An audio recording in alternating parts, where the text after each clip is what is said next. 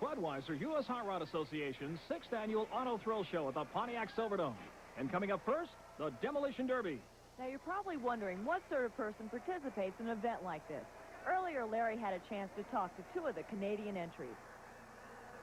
If you imagine the competition where the objective is to destroy your car and everybody else's car, you've got Demolition Derby. And two of the top Canadian participants down here at the Pontiac Silverdome are Roland Van Zelst and Jeff Friedel. Roland, what is the objective in Demolition Derby? Well, the basic objective is to be the only car left that makes aggressive contact, not necessarily the only car left running. And that's it? That's it. Beat the heck out of the other guy. Basically, you got to watch out for the driver's door, too. You don't want to hurt the guy and spoil all the fun. Jeffrey, what do you have to do to a car like this to prepare it? Well, basically, you gotta take all the chrome off, remove all the windows, remove the gas tank, put in a boat gas tank. 5-gallon tank? 5-gallon tank, yeah. And remove all the interior that may be flammable. And that's basically it. Roland, what's the life expectancy of a car like this? Oh, approximately 15 minutes, providing that your radiator doesn't get blown out on you. Does it take skill to do this, or is it just kind of go out there? I would say 90% of it is luck. Really? Yes, because the car could be running excellently. When you drive in there, you may find out something happens. These are old cars, have been on the roads for years. Anything could happen at the last minute. And here we go with the start of the Demolition Derby. The competition, when you say you want to annihilate the other guy, you really mean that, Margo King. And when the green flag drops, you start annihilating, throw it into reverse, and start bashing. Slamming into the other car behind you, protect that all-important radiator out in front.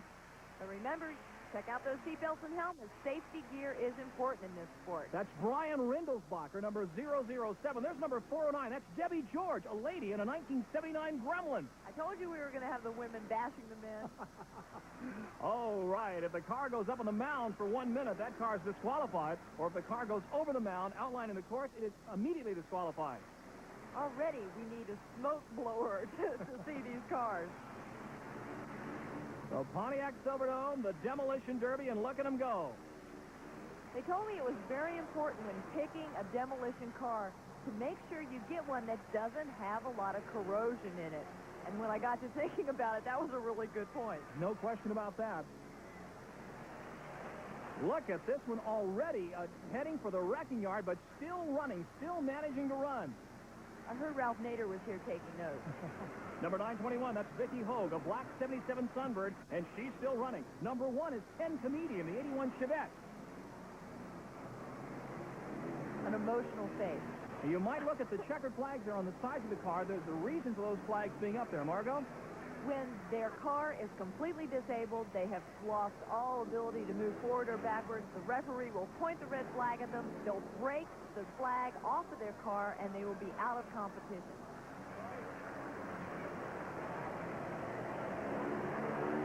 At this point, there's a lot of checkered flags up, but not a lot of motion out there. Not a whole lot of motion at all. Every driver is required to wear a helmet and a safety belt, even if the driver has been disqualified from the competition. Although each disqualified contestant must break their checkered flag, there's still a possibility that an out-of-control car may hit the disabled car while the driver's sitting in it. There goes beautiful Vicky Hogue, and she's still in the running and still slamming into the car. She's looking strong out there, having some smoke problems, but she's still managing to keep running. Now, she's got to keep her tongue in her mouth because if she takes a hit from behind, she could bite her tongue off. 921, Vicky Hogue, and that 77 Sunbird doing an excellent job of driving and T-boning the other car. Number 82, the Gremlin. Now, I'm noticing the cars aren't getting the... Oh! Whoa, that was a great hit. Just when I was thinking they weren't getting any velocity because they went down the surface here so they wouldn't pick up an astronomical amount of speed. There's Vicky Hogan, that 77 Sunbird, showing no mercy to Ken Comedian, the number 1 car, and Ken is out of the competition. When you're up on that mound for more than a minute, you're out of it. There's Ken Zerwicki in the number 10 car right there in the middle of the pack. And these guys are getting slammed around. There goes Vicky again. She's after this guy, number 1. Payback, Larry. And Vicky Hogue has just finished off Ken Comedy. They continue to run. Gremlins, I think that's longer than the Gremlin actually ran on the roads when they were still legal. You may have a good point there. No question about it. The radiators are absolutely shot on most of these cars. Look at the steam coming up. There's Tom Bowles in car number 91. That's a 1980 Monza. And there's number 7, Al Horton. He's also in a 1980 Monza. And it looks like both cars are leaking a lot of radiator fluid. And the clock ticks down, and there's the finish. The flag comes out. We await the judges for the winner. Now, this is a timed event of 5 minutes. The judges will now pick from the remaining cars which one has been the most aggressive and whose car is in the best shape. Who do you think? Is it going to be Vicky? Well, Vicky didn't get mad, but she might have got even a couple times. There's Vicky Hogue getting out of her 921 Sunbird, a black 77 Sunbird. And she wins. Vicky Hogue takes home the bacon. And is she happy? Look at her. Not enough dents in her car. She's putting a few more on them, and the crowd loves it here at the Pontiac Silverdome. So don't go away. Come on, those wild and crazy mud bog drag racers. Welcome back to the Budweiser U.S. Hot Rod 6th Annual Auto Thrill Show. For all you do, this Bud's for you. I'm Larry Huffman with Margo King. And now it's side-by-side mud bog drag racing action. But they are running against the clock. And this is one of the wildest machines ever built. Earlier, Margo had a chance to talk to the driver of the Mud Shark.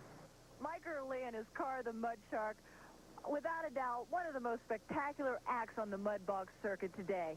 But along with being spectacular, sometimes being airborne is a problem with you, Mike. What have you done to correct that? Well, we've tightened the suspension up in order to keep the car in contact with the track better, and I think that'll help quite a bit this evening. Well, with the suspension dialed in and a motor that we know runs good, this gentleman could be a real contender tonight. And this is Mike Erdely's pride and joy, a 1964 Corvette with a blown and alcohol-injected 454 Chevy engine, custom molded from Mike's personal 64 Corvette. His competition, Tom Marsh and the Intruder, a 1923 Ford Model T Roadster. And the run's about to begin, and it looks like the Mud Shark got a great tape. Jumping the gun possibly just a little, Margo King. The top 2 times of this round will go to the final round. Mike Erdely's 1,200 horsepower had a slight advantage over Tom Marsh's 1,000 horsepower engine. The crowd here in the Motor City loves the big block American iron. They love the early Corvettes. And there's Mike Erdely's machine, and what a beautiful car it is. Notice the tires on the Model T there. And he has opted to use the paddle-type tires that we normally don't see in this type of competition. But even with that advantage, the horsepower in his motor couldn't make the cut. The Intruder, with a time of 2:78, has a 402 Chevy big block engine, alcohol injected on nitrous oxide. The Mud Shark, with a time of 3.63 seconds, but he was penalized 1 second for starting over the line. And in this game, 1 second puts you out of contention. So the Mud Shark actually tripped the clocks at 2.63 seconds. That was faster than the Intruder, but that 1 second penalty hurt a lot. On the far track, we've got the Mudbuster from Waukegan, Illinois. Earlier, Larry had a chance to talk to the driver. The Mudbuster out of Waukegan, Illinois, and this is Mark Green. Mark, what a short wheelbase machine like the Jeep, and you've extended the wheelbase? Yeah, I've extended it 24 inches just to make it a little easier to handle in the mud, and hopefully it'll go a little straighter. What is the hardest thing about mud bogging and driving a mud bogger? Keeping it straight, keeping it in the track. Keeping it from going off the track? Right. It's pretty hard sometimes to keep it going straight. What happens when you suddenly find yourself going sideways? Well, if you have to get out of the throttle, you might as well hang it up because it's all over with. And the drivers are staging now for the next run in front of a near-capacity crowd here in the Silverdome. On track 1, Mark Green in the Mudbuster. And on track 2, it's Instant P, driven by Chad Miller from Vandalia, Ohio. He's got a 1927 Ford Roadster with a 509 Rodeck, all aluminum engine. And that Rodeck engine powers him right down across through the finish line in front. Chad Miller in the Instant P, an excellent showing here. He pulled everything from that 900 horsepower engine and the Power Glide transmission. The car was built by Tom Marsh, who just ran the Intruder. Custom hand-built chrome moly tube frame, being the lightest vehicle here tonight, weighing only 1,900 pounds.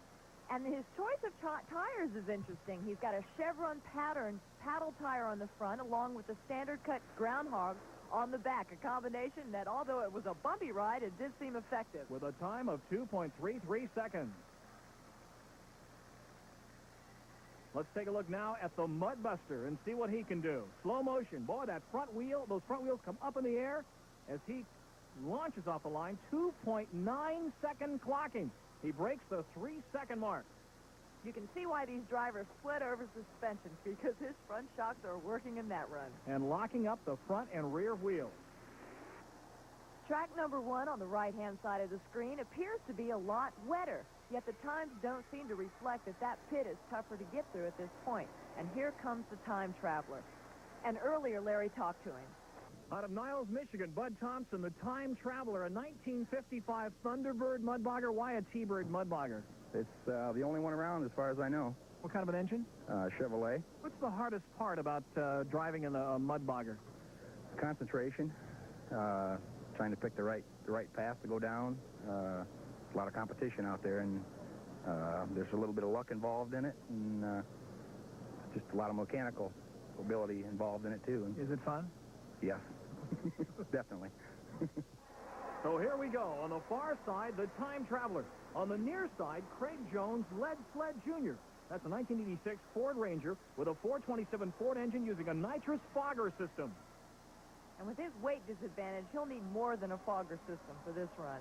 Well, you're absolutely right. He's got a very heavy machine there going up against the Thunderbird. They line up. The starter gives them the green flag. The time to beat is 2.33 seconds, and the lead sled goes off and stops almost instantly.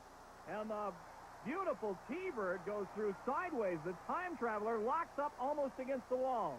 The time traveler made short time of that, and the lead sled lived up to his name. He is stuck there in the mud. Let's take another look. Now look at the getting off the line, a beautiful start, but only 24 feet, 10 inches. Look at that fire coming out of the stack, indicating possibly a fried engine, Margo. That motor had quite a load to overcome. 3.93 seconds for the time traveler, rocking and rolling through the mud. And then locking up instantly and sliding sideways. It's the dirtiest sport on wheels. Mud bog drag racing action. And a lot of these fans are here for the monster trucks. There's Barefoot's biggest fan. And Barefoot and Bigfoot and all the rest are coming up a little later. So don't go away. We'll be right back to the Pontiac Silverdome with more Mud Bog Madness.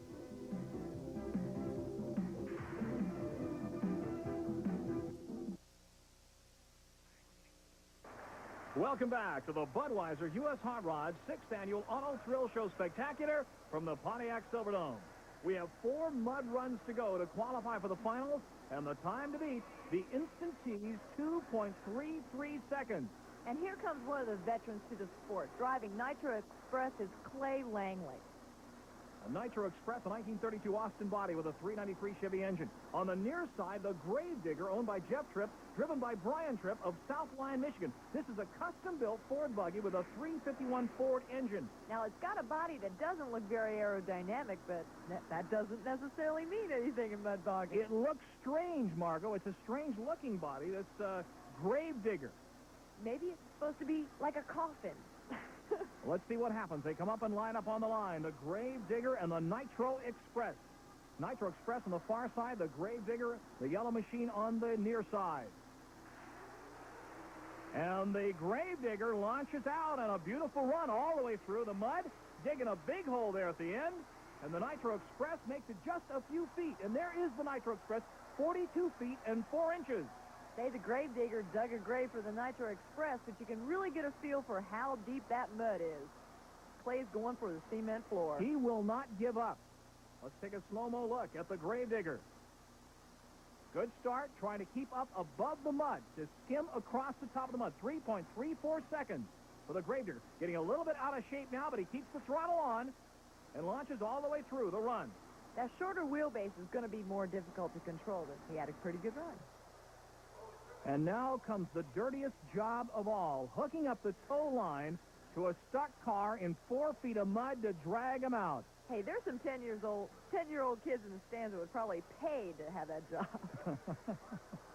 They've got to drag that muddy machine out. And again, it takes about $30 in quarters to clean one of these at the quarter car wash afterwards. And they tow out the Gravedigger, who's already made it through the entire run.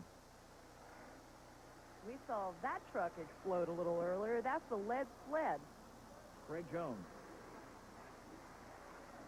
This is Tim Ritchie from Buchanan, Michigan. Now, he comes from quite a racing background. His family owns and operates one of the largest outdoor racetracks in Michigan. And earlier, Larry had a chance to talk to Tim. Tim Ritchie, learning to fly. What about this nitrous oxide system? How does it work? Well, it's electrically activated solenoids that run nitrous and gasoline both inject both them into the intake manifold. You step on the throttle. It's got a small micro switch that's in the linkage that activates by another switch so that the nitrous isn't on all the time. Just when you turn that on, it powers the other switch, which then you have nitrous when the thing, which is full throttle. What happens when the nitrous kicks in? It boosts about 500 horsepower. That's incredible. Yeah. Is it an EQ fun ride? Yeah. Quite. It's different. And his competition tonight, the Mud Patrol, driven by Tom Martin from Portage, Indiana. The Mud Patrol is a 1932 fiberglass Ford coupe body with a 541 Chevy engine. And learning to fly is a 1988 Jeep with a 512 Chrysler engine and two 850 carburetors, puts out over 900 horsepower, and he's got to beat, or they've got to beat, 2.33 seconds.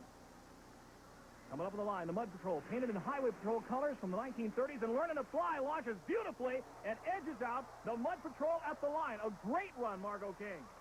Learning to fly got a great start, and that's probably what's going to edge him out of this run. Mud Patrol almost an equally fast start, but was edged right there at the line. Let's take a look back at it. Here's Tim Ritchie, Buchanan, Michigan. Learning to fly, a beautiful 1.99 second clocking. That's incredible. The fastest time of the night, 1.99 seconds. Whoa! Rocking and rolling through the trap.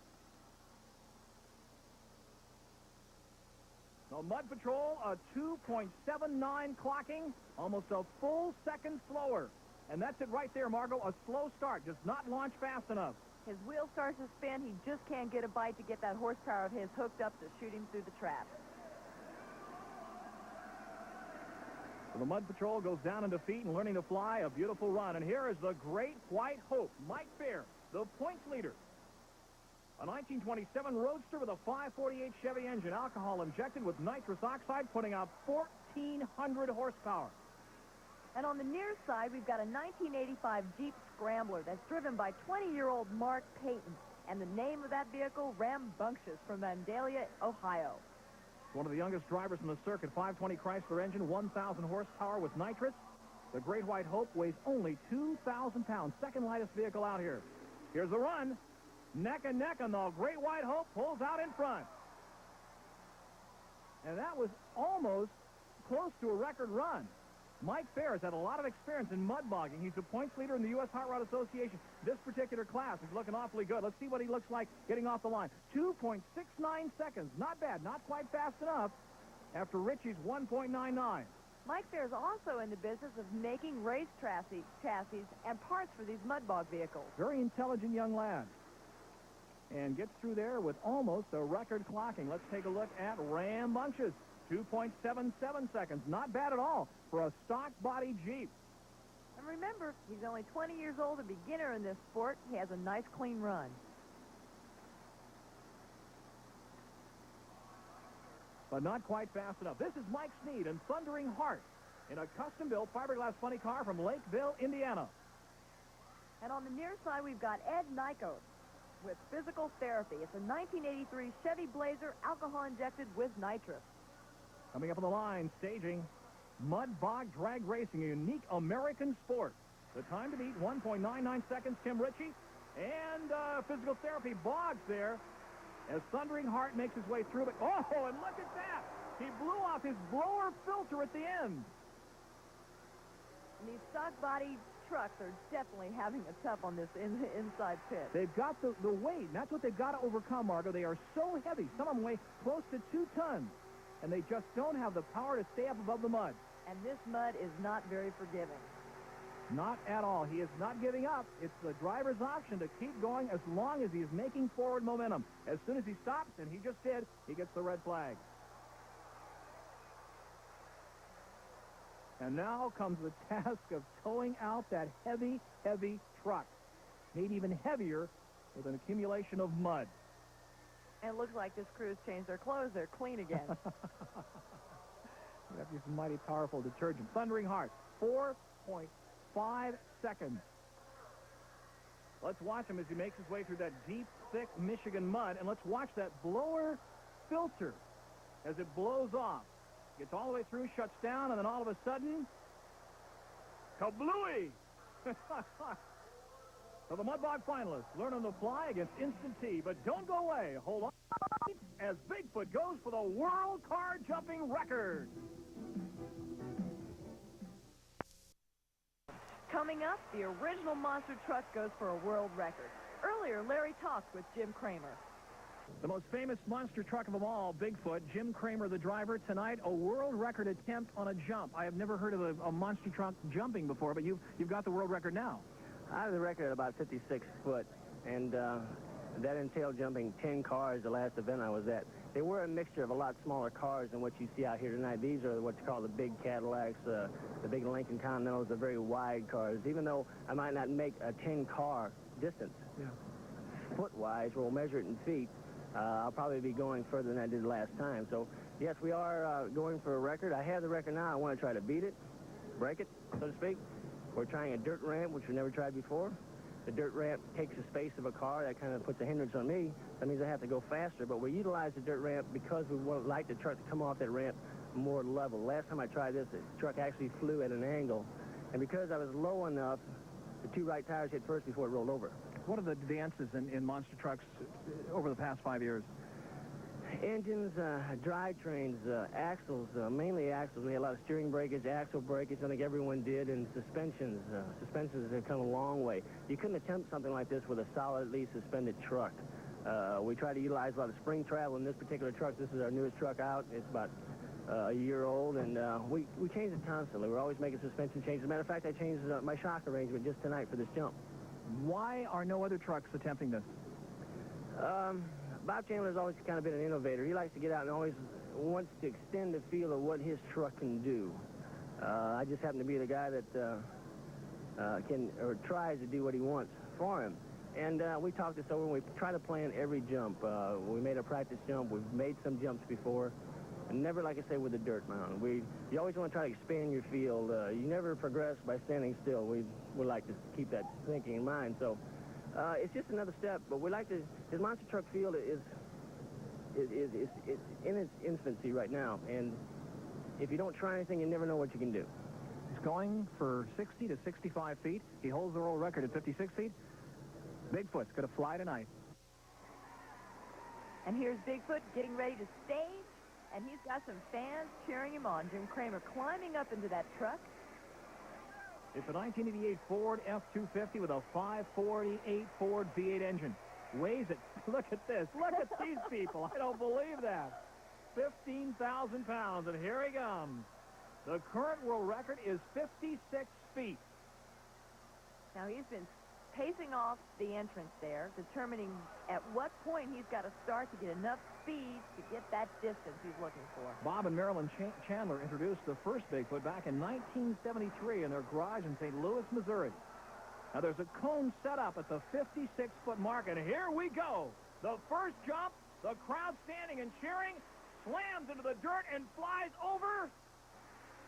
I don't think he made a record jump, Margo. I don't think he was quite 56 feet.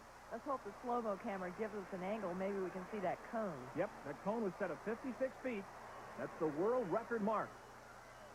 Jim Kramer, that's got to be a tremendous jolt when he comes down, a 6 or 7 on the Richter scale. Believe me, they have added kidney belts to some of the protective equipment that they wear. They need it with the jolt he takes when he lands. Comes back around to look back at the cars. The crowd loves it. They love him here in Pontiac, Michigan. Look at him stand and cheer. Here's the slow motion. Remember, he's got to break 56 feet. Watch for the orange cone. The big Ford gets airborne, slams down, bounces once completely off the cars, comes back around. Look at him looking out the side of the window as he bounces off the end. You couldn't see the cone, but we heard from the floor that he made it 42 feet. 42 feet, the first jump for Bigfoot. Again, he's got to beat 56, and here's the second run. The crowd standing again. A little more speed this time. He hits it, and he's further. It looks like we may have a new world record. The crowd applauding. We saw the cone that time, Larry. I think for sure Way he made a past. record. He made 70 feet, a new world record for a monster truck jump. Flying through the air and landing 70 feet past his launch. Incredible. Bigfoot. Bounces and comes down hard. Look at him throwing him, throws him forward against the steering wheel. Those tires absorbing all that impact. Boy, they have to. He is just bouncing all over the place. Let's take a look from the low camera. A front-on shot. Look at, you can see the entire undercarriage of the car, Margo King, and look at the flash bulbs go off. Started further back in the tunnel, got the speed he needed, and that dirt ramp launched him into the air exactly where he had to be. 70 feet, a new world's record. Still bouncing. Look at this guy. Looks like Magic Johnson with a basketball. Maybe a few new dents in his helmet, too. All right, we set now for the third run. 42 feet, 70 feet. Can he go more than 70 feet? I don't think he's got the speed. Nope. He comes down early. The original record, 58 feet. 56 feet, rather. Spins around. Kramer doing a masterful job of driving that big Ford Bigfoot. He waves to the crowd. Look at him, and they love him here at Pontiac, Michigan. Jim Kramer, a 58-foot jump. But he sets a new world record with 70 feet. And after an impact like that truck sustained, it's rolling pretty straight. No question about it. They have just built that truck to last. Another look at it. Here's the jump. This is the third jump. 58 feet for Jim Kramer and Bigfoot, which beats the original record of 56 feet by 2. Does not quite bounce. I don't think he had the speed, Margo. No, even though he started way up the tunnel, he just didn't throttle it as hard as he did in that second run. Another look at it. The third run. He has to look out the side. He can't see through the windshield the cars in front of him. He has to look out the side of the window. Gets up in the air, all four wheels off the ground. Bam! Look at the shocks compressed. And the glass comes flying out of the last car as the blue and white Ford flag waves in the air. Coming up, side-by-side action, the Battle of the Monster Trucks. Welcome back to the U.S. Hot Rod Association's 6th Annual Auto Thrill Show Spectacular, sponsored in part by Goodyear Wrangler Tires. You either have Goodyear Wranglers or you need them. And this is the thrill show part of the show, folks. This is Danny Reed's T-bone crash. Margo, you might ask, what is a T-bone crash? Danny Reed is about to give you a definition. Whoa, right into the other car, and that's a T-bone, ladies and gentlemen, as the fireworks go off. Danny Reed center punching another car. There's Ken Donay, our tech inspector, and he's signaling that Reed apparently is okay. Taking off his helmet. Danny Reed, Hollywood stuntman, T-boning a Lincoln Continental into another car. I think it's a Ford LTD. There's his manager helping him out of the car, and Reed is okay. He's getting out, waving to the crowd. He says, I'm all right. He plans these stunts out very carefully. That's right, very, very carefully. Walks away from it, looks back at it. Whoa. I always thought he should be smiling more. Let's take another look at it. This is Danny Reed driving a Lincoln and T-boning another car. There goes the first explosion out of the trunk of the car. Another one off to the side, and he lands and lands hard. Look at his head come forward. Another angle. Slow motion. Danny Reed. First explosion. The second one goes off at the top of the ramp. Goes off the ramp, flying through the air, about 4,000 pounds of car. And bam. And yes, he is buckled up. And now the side-by-side battle of the monster trucks. This is Michael Batter's Black Stallion, a 1988 Ford F-350 with a 466 Ford engine on track 1. That's the far side. Closest to you on track 2, we've got Larry Tura on Hercules, a 1985 Ford Ranger. The Black Stallion out of Hagerstown, Maryland, 23 years old. Michael Batter, 600 horsepower, C6 automatic transmission, And Hercules, a big block Ford 472 engine with a C6 transmission. We'll be seeing Larry's brother, Al, a little bit later on in this competition, driving Goliath. Now, it's important to note they are running side by side, and the Silverdome is a big enough stadium to allow this. They're going to race against each other, side-by-side competition over the cars. And there they go. The Black Stallion, the far lane, hits the cars first. Hercules slows way down, comes back off, and now catches up to the Black Stallion. Now the Stallion pulls away, and Hercules has stopped. And it is the Black Stallion sweeping around and taking home the bacon. A real aggressive run for the Black Stallion. He did not hesitate one moment to take care of business. Nope, you can't do that. You just got to put your pedal to the metal and go over those cars. Here's the full tilt body of Hercules. He's still running very slowly. That's a flip-top 20-car monster truck. Oh, listen to the crowd. They like that. The only flip-top truck that you can actually drive while the entire body is flipped up. You can't see, however. That's one of the problems. You can't see, but you can drive it. A lot of heavy-duty rewiring went into that system. Well over $100,000. Well over $100,000. Take a look at it. 10.38 seconds for the Black Stallion. Leans out the driver's side window, hits it straight on, comes up in the air, but again, keeps the throttle on, gets sideways. A lot of men would back off at this point, Margo, but not Vatter. You can see he's still got his foot in it. Yes. The rear wheels are driving hard. Yes, he does. Yes, he does. And he makes it through, looks back around, and does not see Hercules, and he wins it. Let's take a look at Hercules run on the left-hand side of your screen. In slow motion, the Black Stallion hits the cars, and here comes Hercules. Comes up, crosses up a little bit, slows down, and then suddenly gasses it. Margo, what do you make of that? When Larry built this truck, he built it as an exhibition truck. Competition was really not in his repertoire, and you can really see it in his aggression in this event. Coming up now, Samson versus Goliath in the battle of the monster trucks here from the Pontiac Silverdome. Beautiful machines, each costing well over $150,000 now. And that's Samson. Driver is Don Maples. He's 40 years old, of Huntsville, Alabama. 1985 Chevy Silverado, the big block Chevy engine. He'll go up against Goliath, driven by Alan Turra of Warren, Ohio, a 1979 Ford twin-engine Ford F-350. That twin-engine truck is a showstopper when he gets all of his lights and all of his motors roaring. Okay, here we go. Samson against Goliath. The battle of the mythological heroes.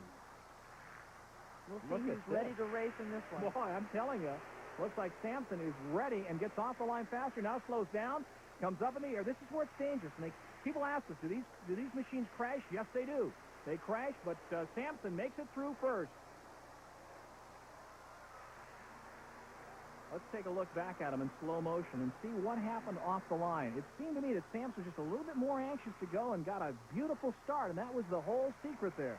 He's a little more antsy, but it seems like every driver has his own approach to how they're going to hit the cars. You hit the cars hard, you're going to get a lot of air. Maybe you're going to lose some driving forward time. You go a little easier when you hit those cars, maybe you'll make a better time. This is Goliath. His time, 11.75 seconds. A little slower start than Samson. Slows down, almost comes to a stop there as he hits the first car. Goes over the cars fairly easily. This truck is one of the most sturdy on the circuit. He's made more passes with the least really any problems at all. He hasn't had any. Right. Samson with 11.4 second clocking. Good start, keeps the momentum up, does not slow down, but just a little bit as he hits the first car. Watch this. Keeps the throttle on. The rear wheels driving. Completely up in the air. Extensive use of chrome underneath on that chassis. Comes back down again and again keeps the throttle pressed to the floor. Comes off the cars, and this is where he gasses it, and that makes it. So, there you have it. The battle between Samson and Goliath. Rear engine and front engine Ford. Look at the flash bulbs go off. Another view of it. Look at that blown engine, Ford engine in the back. Woo! Bouncing and rocking and rolling.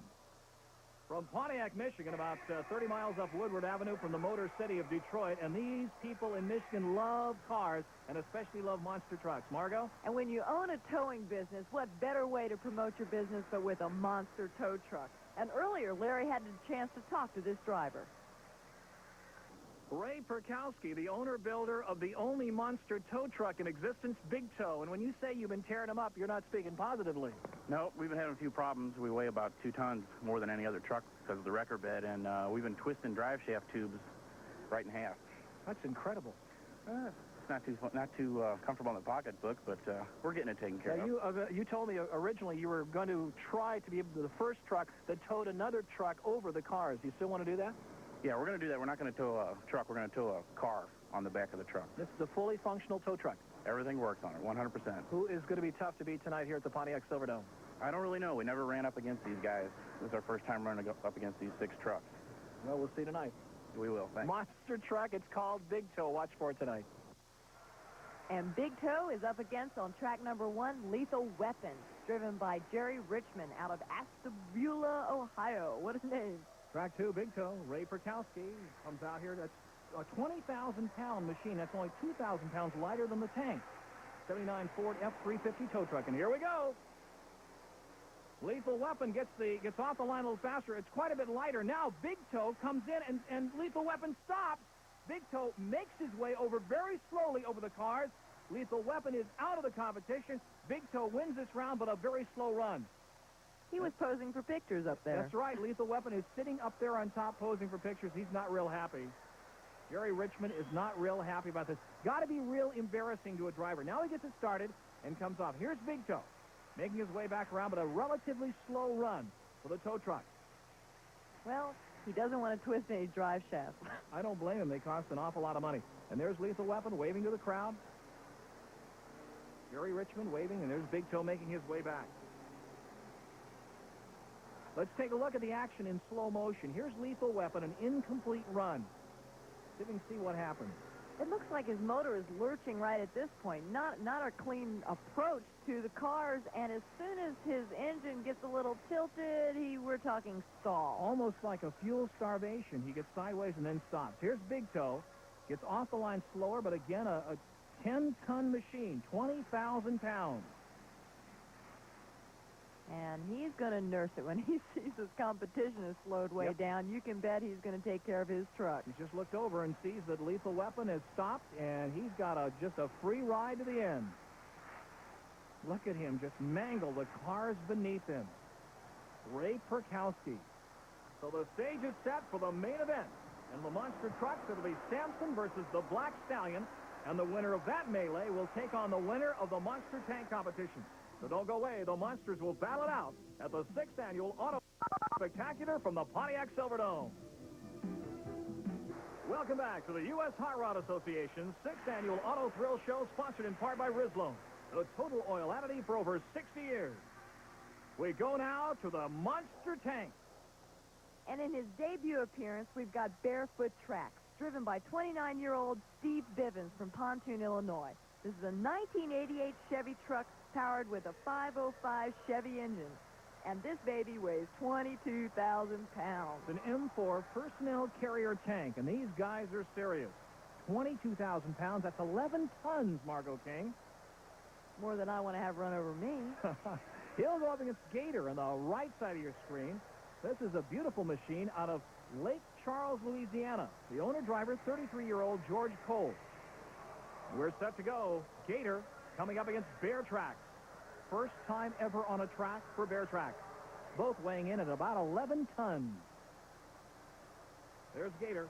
We are set to go. And the crowd leaning forward with anticipation, and they rock off the line. They don't get that fast to start compared to the monster trucks because of their weight. But look at Barefoot Tracks, over and done.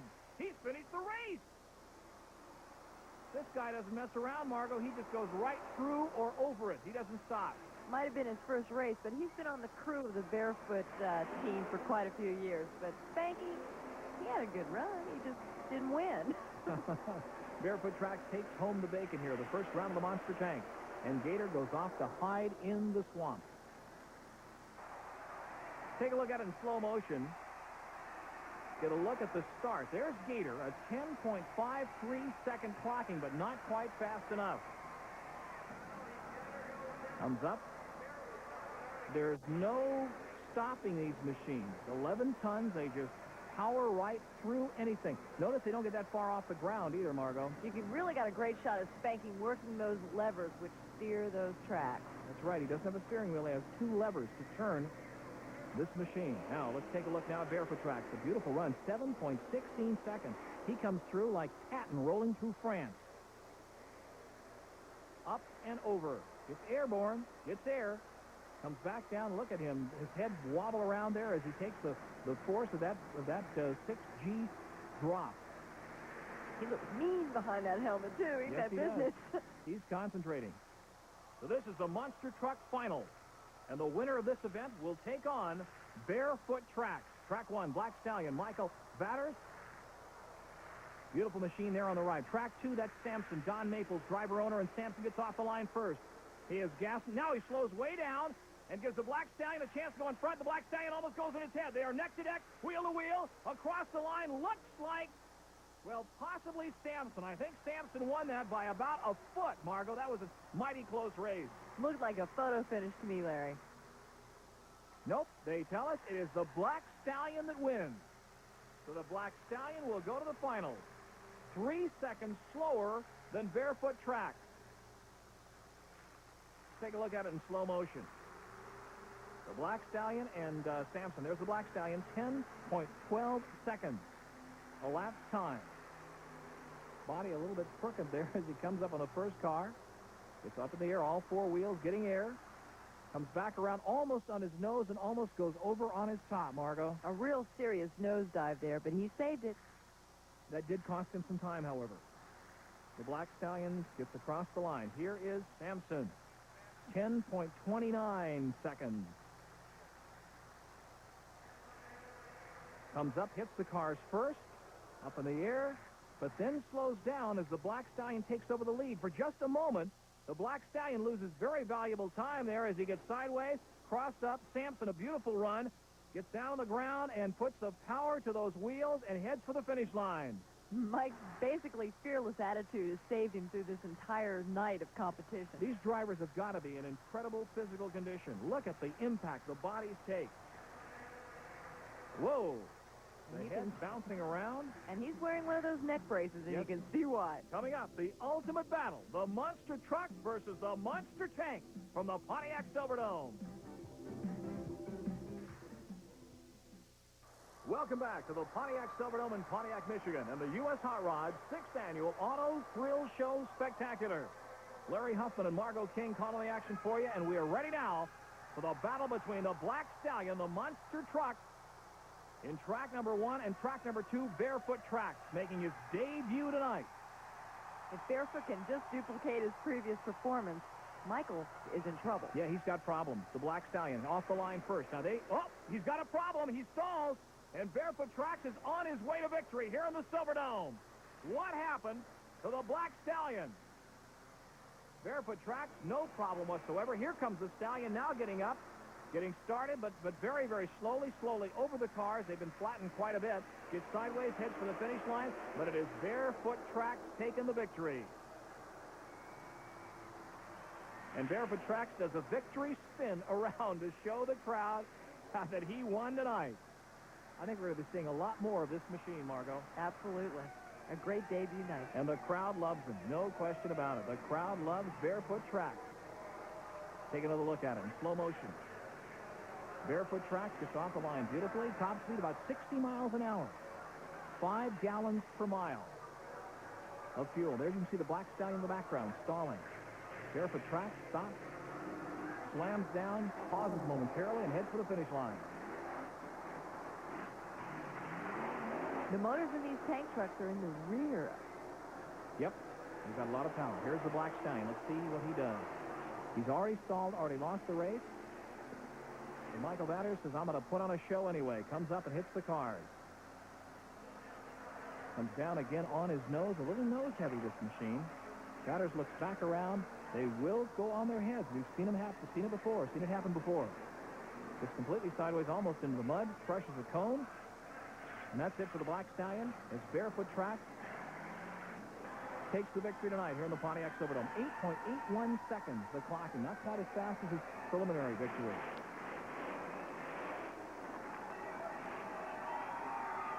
The Black Stallion, a 31.71 seconds. They could time that with a sundial. It was that slow.